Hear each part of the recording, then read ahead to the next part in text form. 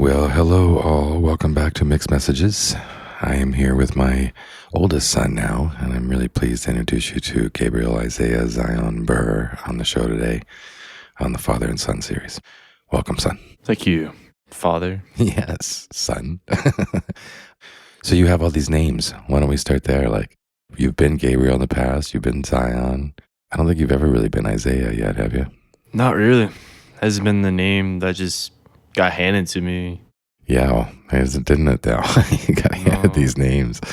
You were Zion in your younger years, and we've talked about this a little bit where like there was, the younger years of Zion where you had the spirit of Zion, and then you also had, all of us yelling at you, Zion. So for a while there, you kind of like decided, okay, I'm done with Zion, right? I don't want to be yelled at Zion. So then you chose Gabriel in Florida when you went to school there. But you also kind of did that, I think, because Jabron changed his name to Michael at the same time because you guys had two funky names for Florida school. Does that sound familiar? Do you remember that? Yeah, that's correct. And plus, like, Gabriel, I would say it's more like my ego self. And then Zion's more my spiritual, kind self. So you do feel a difference between the personalities a little bit with the name. Yeah. I am a Gemini, so I have multiple personalities. And how it interacts is what the names. That makes a lot of sense. Yeah. Well, it's interesting because when your mother and I named you, one of the thoughts of giving all these names, I can't speak for exactly what we were thinking at that time, but in my mind, they were to give you the option to have these different types of distinguished names, right? So like Gabriel Burr sounds a little more professional. Isiah Burr sounds like a jazz musician. Zion Burr sounds like an artist or a spiritualist. And so I had that in mind, but now you're saying that's really played out for you. Yeah, sure did. So then tell us about Gabriel. What's your ego like? I mean, you don't have to go into all like the good and the bad or things that, don't be hard on yourself. I'm just saying, like, just generally, how do you notice the difference between Gabriel and Zion? It's like a type of ego where you try to act cool, but like right now, if people still call me Gabriel, I'm still Zion. Only like my family can really call me Zion because it has that connection. You have to like become one of my pack to even call me Zion. That makes sense. No one else should be able to unless they're in my pack. I like it. Yeah. Yeah. Gabriel's my first name, so I have to go with it. Especially in school and stuff, right? It's easier. It's what you're registered as, Gabriel. Okay, so you see yourself as Zion now, and then you translate when other people call you Gabriel. You're like, I'm Zion, but you're not saying it out loud, right? But you're acting like Zion, right? That is correct. What's Zion like? I mean, I love Zion, right? I think a lot of people just really adore Zion and always have. So how do you see yourself as Zion, if you don't mind me asking? Zion's basically like a very spiritual type of guy that really wants to like get good grades, like wants to be like the best student. He wants competition.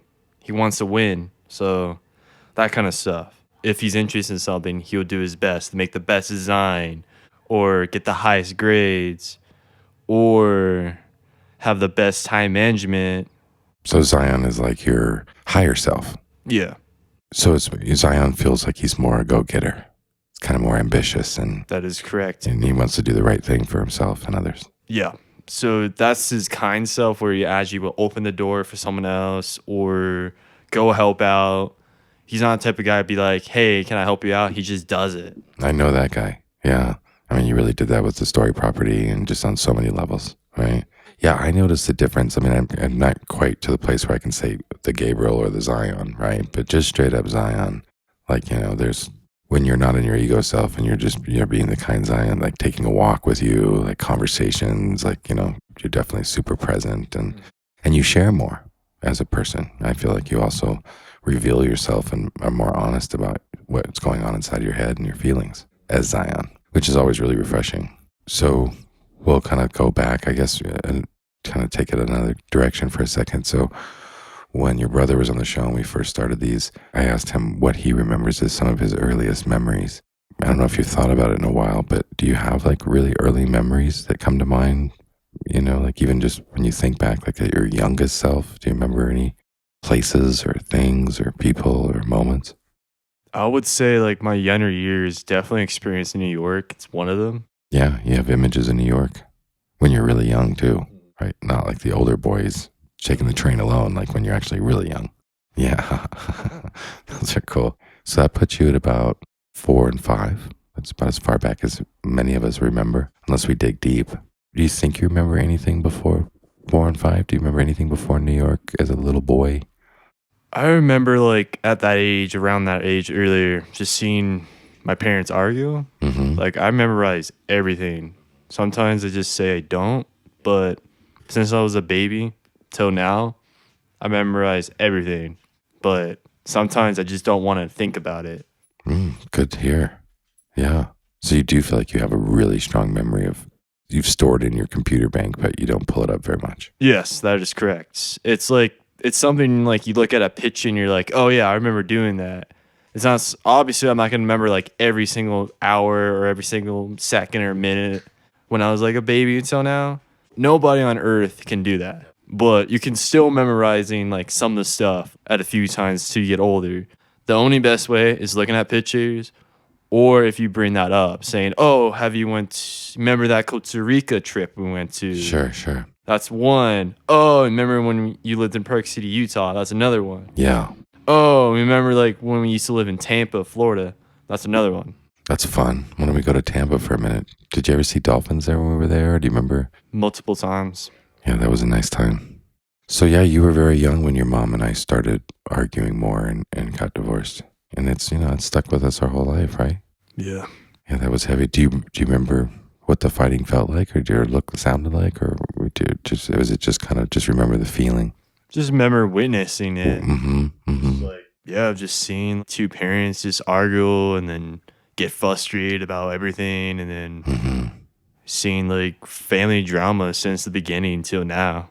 And I'm glad both my parents are getting along. So that's a good feeling knowing that their family got along. They have good conversations. They just had some brunch together. Question mark. Today, yeah, we went and had brunch over at the Flagstaff Cafe and came back here to the office and chatted for a couple more hours. So yeah, they had brunch. So many people talk about it, but as far as like in books or in psychology, but they don't really talk about it in life, about like how difficult it is to, grow up in a divorced family. It really is challenging. I mean, growing up in nuclear families that are always fighting also are not so good, right?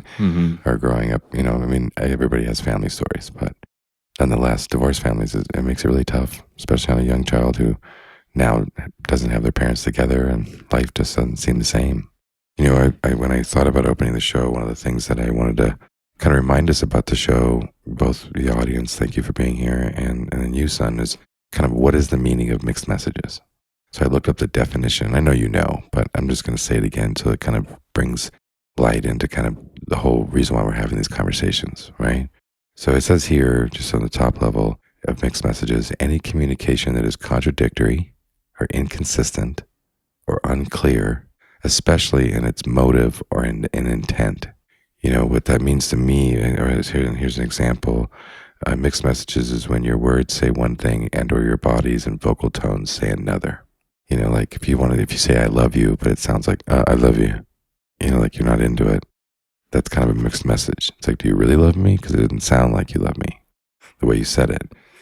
And so what I hope to get from these shows moving forward, and we're on episode like 20 something now, in our 20s, right? And someday there'll be hundreds.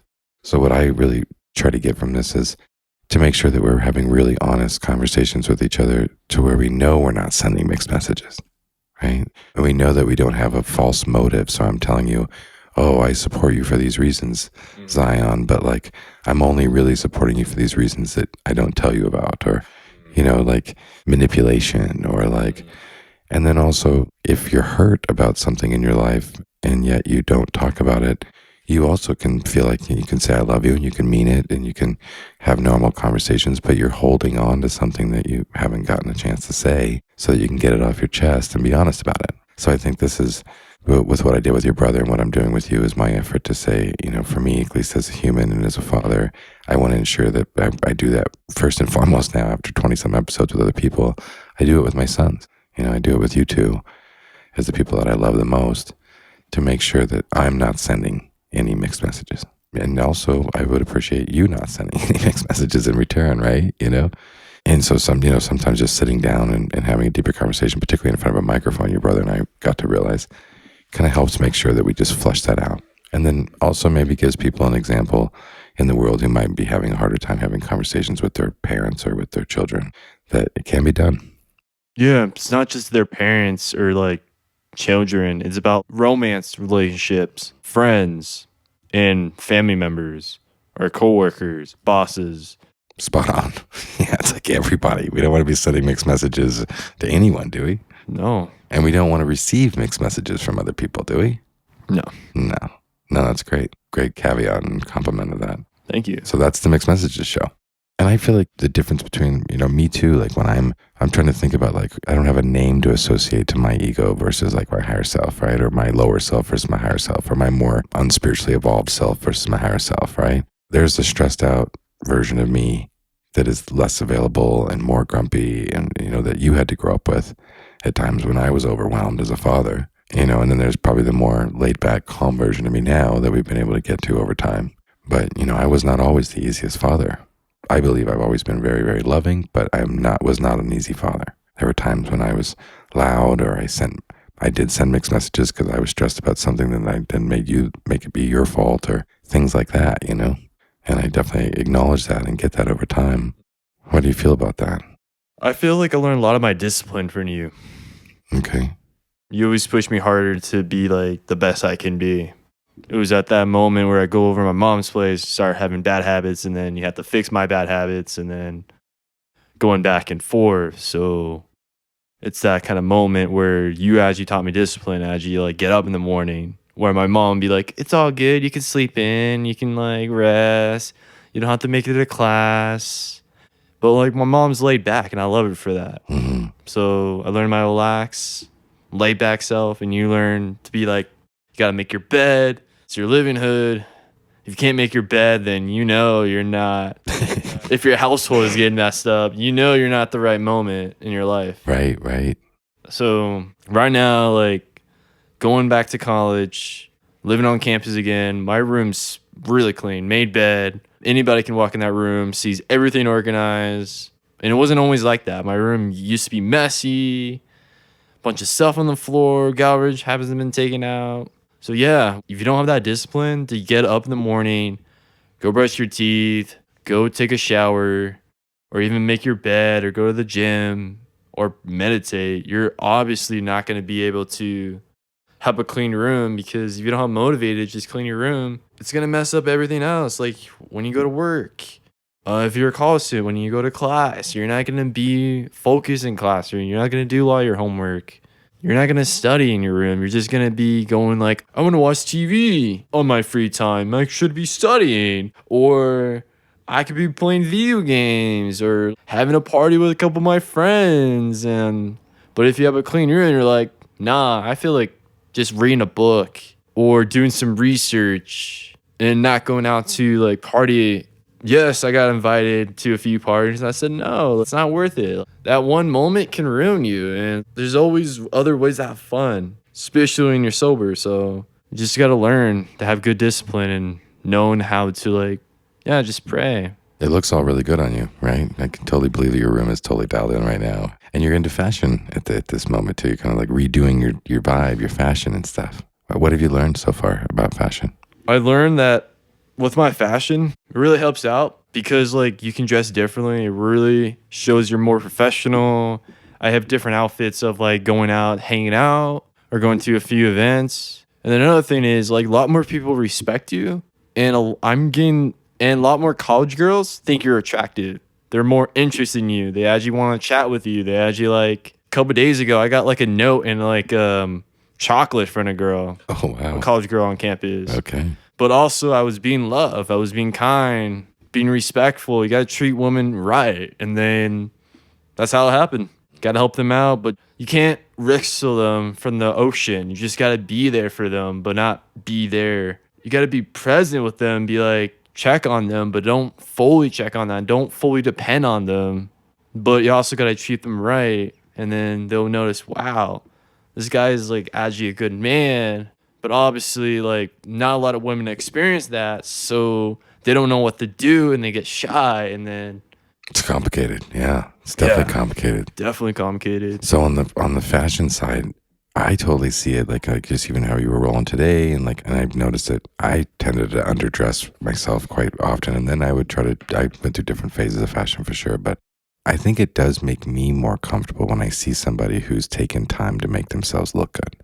Like just the way they put the jacket fits the pants, fits the shirt, it's got some style, a little flair, so I can see why people approach you more when you're well dressed.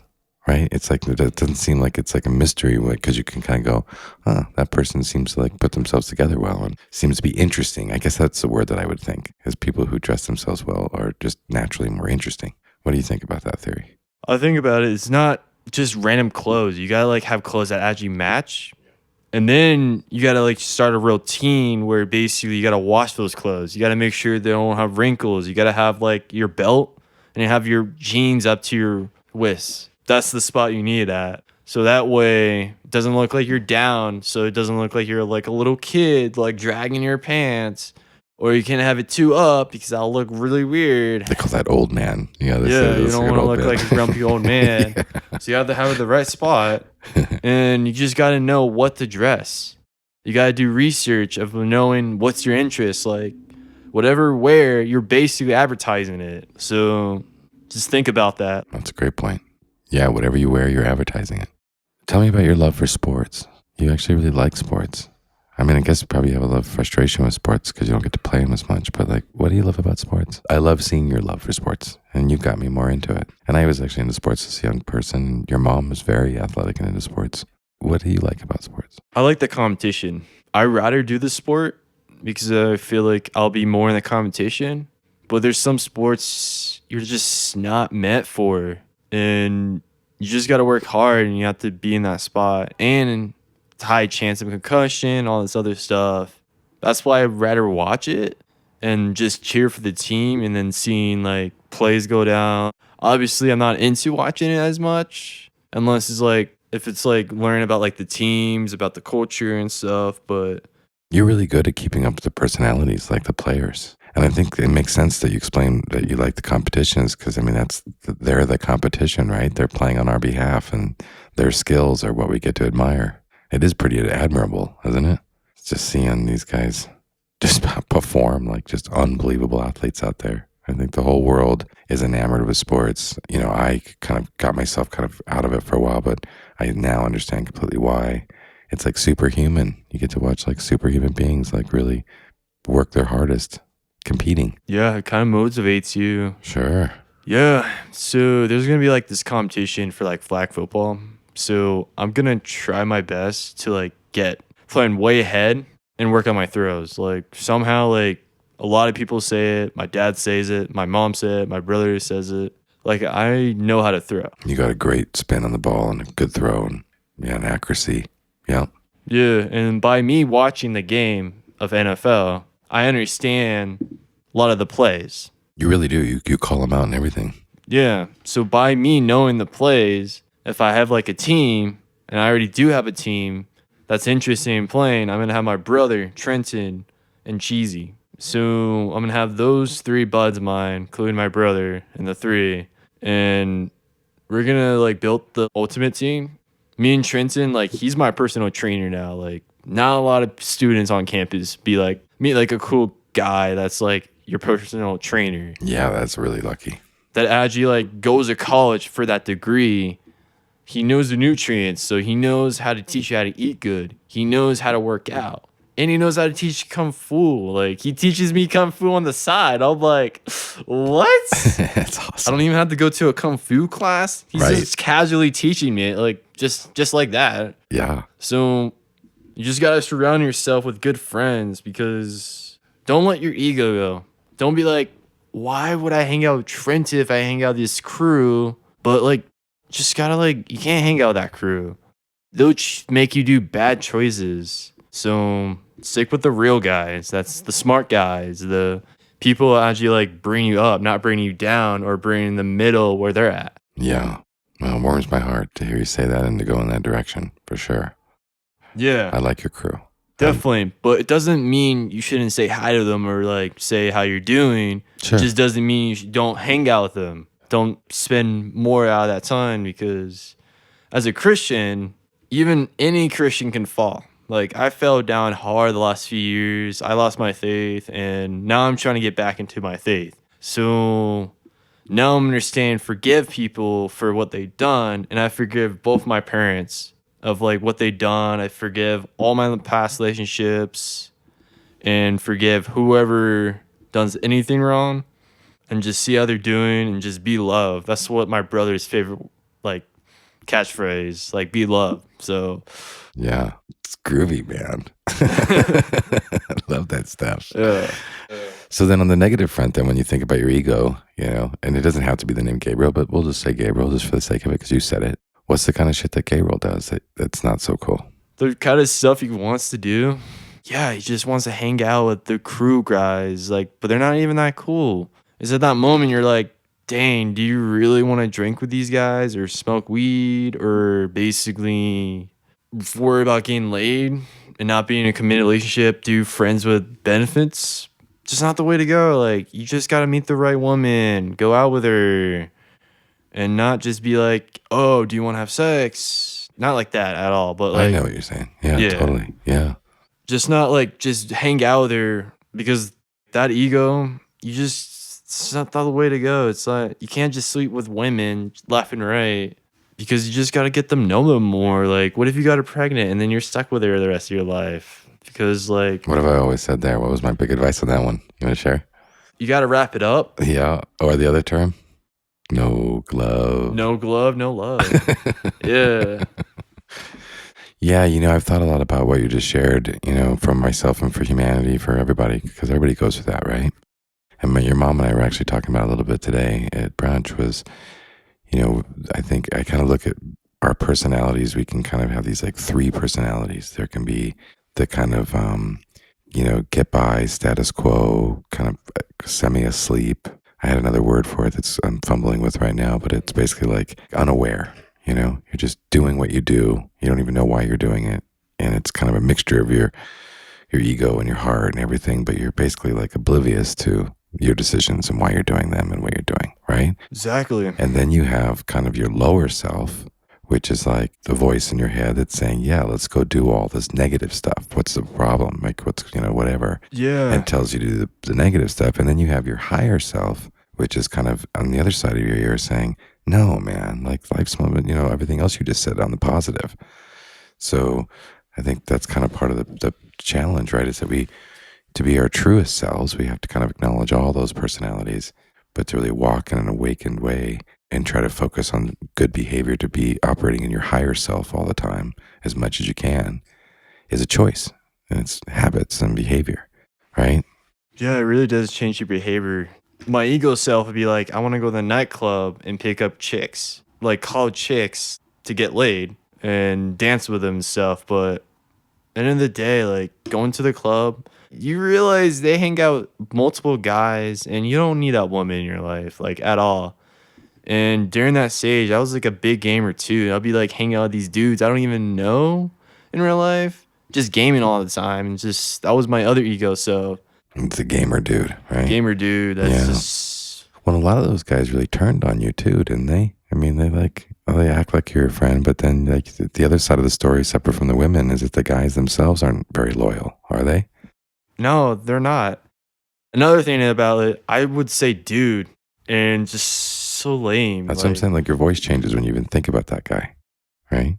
Yeah. Like let's get the Zion voice back. Hey Zion. Hey. Hey. Yeah. I see. Yeah. Wow, that's kind of stressful, huh? Yeah. Making good decisions are really a difficult thing for all of us in life, son. No, it definitely is. Like, not drinking really impacts a lot. Like, do you realize I had a lot more fun being sober than drinking alcohol? So that's a step. Yeah. I do too now. Yeah. And you've seen me go through some difficult times. Yeah.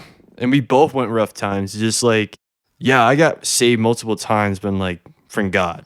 God's the real thing. Like, straight up. Like, yeah, he really helped me out multiple times. And it's just like, it's stuff that you need. It's not about stuff you want.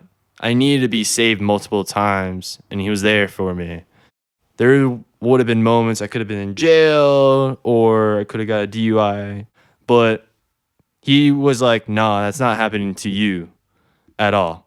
And he was like, just make better decisions. Learn from like the real friends. Learn from your parents of making real decisions and don't go through that way. And I learned. I'm like, yeah, I know how to handle temptation. Like if somebody asks me to drink with them, I'll say no. Like straight up no. Or I'll just walk away. And I don't smoke weed. I don't do drugs. I've been sober for a very long time now. And it's the best feeling. Life's so much better when you're sober, when you're not. Thank you, God. I just want to say thank you, God. That's just so awesome. Thank you, God. Thank you. Yeah. What about family? Who do you remember on your dad's side, and you're a lot closer to your mom's side of the family? So, how about your extended family? Who are you close to, or not? You don't have to say close to, but like you want to tell us who they are, who you can think of? I would say like more my mom's side because I hang out with them a lot more. For sure. Growing up, my dad's side, I hanged out with a few of them, but it's more like my aunt or my grandma and my cousin. No one else is really what I hang out. Maybe like my grandma Ricky is another person. But other than that, or just like mostly my mom's side, like my cousins, my aunts and uncles, my grandparents. It's nice, isn't it, to have extended family? Sure does. I mean, I know all of our family's a little crazy, right? And and they have their drama and their I love them, but it's not something I want to hang out with them. I'd rather hang out like with real friends or my parents or my brother. Mm-hmm. Brothers with an S, Yeah. because I have a younger brother. I have 2 younger brothers to be exact. You sure do.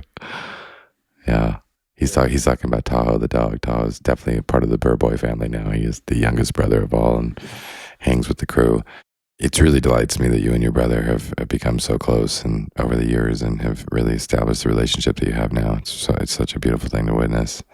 I know you love your brother, and I know he loves you, and you guys have each other's back, and you still bust each other's balls, which is good. Keep each other on our toes. What do you think about your brother? Give us a few words. Gibran, what's your take on him?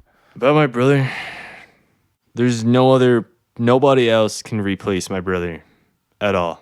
So it just shows that he's really good. He's there for you. And he taught me a lot. He taught me how to eat better. He taught me all the good organic stuff that's good for your immune system. He taught me all that kind of stuff. I was like, what is this? You really think I want to eat this? And then he's like, yeah, you're going to enjoy it. He's the type of guy that actually even shows you products that's like actually handmade, not factory based. And he loves that. And basically I can get like a phone case that you can recycle. And you can just dig it under the ground and it'll become the ground. And we need more materials like that. We have so many plastic around the world. I understand it's like that moment where all those plastics, like, yes, I can get a water bottle, but why don't you just get one water bottle and just refill it multiple times with that water bottle, not the plastic water bottles where you just buy another one. I know it's easy to grab one, but people just gotta stop being lazy. Just like, dang, you're not in like Africa or any other country where they're starving to get water.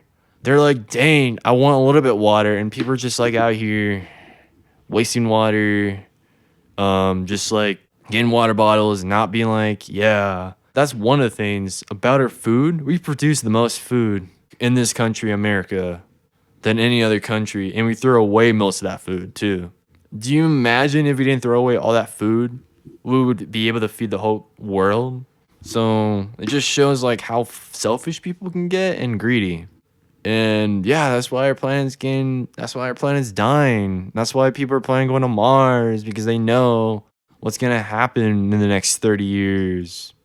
That's a fun kind of topic to wrap up on. If it was a perfect world for Zion, both you personally and just the world at large, help us imagine what that world would look like. Well, there is a world that's like that. That's heaven. It's the type of world where you can live as long as you want and you can enjoy life. Like what Earth used to be in the Old Testament, where before Adam and Eve ate the apple, is the world I want to be in. Sounds beautiful. And now that we're still in this world, what is some of the things I know we just talked through, like some of your degrees and things you were talking through, like looks like you're Did you get any luck with doing the industrial design thing? Were you able to check that out at the school and switch your degree, or haven't gotten to that yet? I've been a busy guy. Yeah, you're super busy. Super busy. Yeah. I'm not rushing you. I guess my question really more is, have you thought about that more since we talked about it at Super Bowl? And does it still feel like the right direction, or what direction are you going in as far as your education now? And that's really for the audience, right? I'm sharing with them more so than me. What are you into? I would say, yeah, I'm gonna definitely do that degree. And another thing is, I'm gonna like do that. I'm just waiting to like think about it and give myself. I don't have to register for the classes and get in that degree. I have till another month to think about it. You have plenty of time, and you can Yeah. change your mind too, right? Yeah, no hurry. So, I mean, the honest truth is, you were exploring right now. You're exploring right now as to what you might want to be and when you grow up, so to speak, right? And so that's the cool thing about college that you just shared before, though, is where else do you get your bros that you get to put together a really killer flag football team, and you really get to practice together, and you really get to play it out, and these become possibly your friends for life, or at least your closest friends now, and they help you pick the high road with good decisions and good intentions, right? And so college is often a place where you get to explore what you might want to become without knowing when you go in, right? So you're still exploring, which is cool. Totally fair. No hurry. It's complicated though, isn't it? Same thing. Women are complicated. Picking what you do for a living is complicated. Yeah, exactly. And then the funniest thing, like I was able to fit some time in my schedule to go meet up to like my counselor to switch my degree by next school year. But apparently he's been busy too, so I couldn't have the time to like every time he was either in a meeting or he wasn't in his office. So I got to figure out like a good time to go meet up with him. I'm probably going to send him an email during this weekend to schedule a time where I can talk to him about it. And then basically that way there's going to be a wait list. So that's why I got to do ahead of time where I'm not on the wait list. I'm guaranteeing the spot. So that's what I got to do. I just feel like my dad knows like what my passion is. And I love building stuff with hands. So why not go into digital technology? And then I did some research and I could do CAD design, a couple classes to even learn the material at a university. So my dream universities, my two dream universities was Colorado University and Colorado State University. Is that Fort Collins and Boulder? Is that right? That is correct. Okay. So that would be awesome, like going through those degrees and learning that good material. I might try to go in those university because that's my dream university. Why not go for it? Go for the dream, baby. Go for the dream. Yep. And the best part about it is you just got to work hard every day and get good grades and apply for scholarships, and you'll be able to go to any university you want and not have to take out a loan. So whoever is listening to this, just keep that in reminder. That's right. That's right. Good call out. Good call out. All right. Well, good. I think we've done our time. I feel like we get to have these conversations every day, which I'm so grateful for. I can tell you for myself, I don't have anything anymore that we haven't resolved already, right? Like I feel like we're like steadfast, and I'll tell you if I feel like something has changed or you pissed me off or I don't think you're telling me the truth, or you know what I mean? Like I'm going to be honest with you, right? You feel like you have that with me, you can tell me too. That's a father's son like type of thing. Like every family has that. Like it just shows like the dad actually cares about his son. Trying to be like, you sure you're telling me the truth or you're lying? It's just like that's the other mixed meshings thing. That's where like that's literally what's happening to every single family, and that's why some kids become troublemakers because they're having mixes with their parents, and that's why they become the rebel or the good kid. It just really depends how you're raised, how you treat your kids, and yeah, you just can't treat your kids like dogs, or they're gonna act like dogs. Mm-hmm. Good advice. Your brother said something like that too. Very similar. Funny thing about that, pretty much like me and my brother are a lot similar, and it just shows like we're the brothers. So Except you're better looking, right?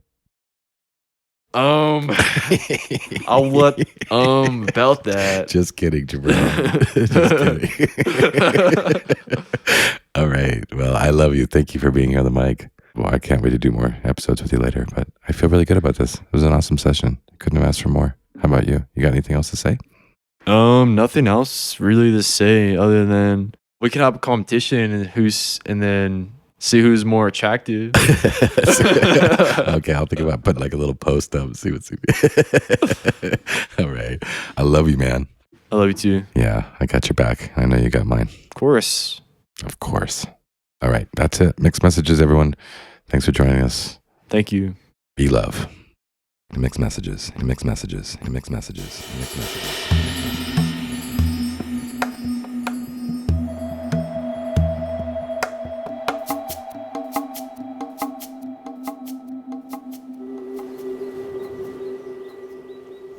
Mixed messages. Mixed messages. Mixed messages. Mixed messages. Mixed messages.